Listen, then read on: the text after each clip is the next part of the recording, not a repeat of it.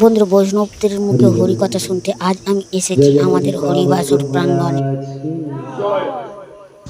আমি একজন হিন্দু সনাতনী, তাই আমি হরিকথা শুনতে এসেছি বৈষ্ণবদের মুখে হরিকথা শুনতে এসেছি আর আমাদের হরিবাসর প্রাঙ্গণে।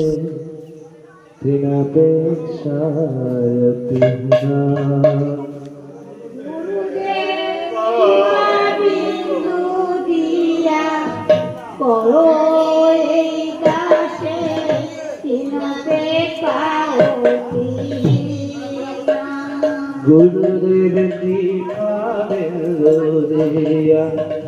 করো দাসে বিনাপেক্ষায় তেনা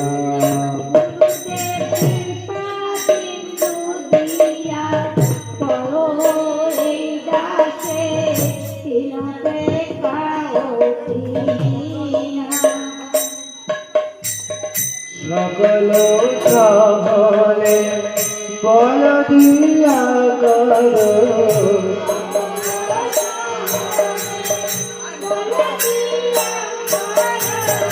সকল সহলে বল দিয়া করো নিজ মানে নিজ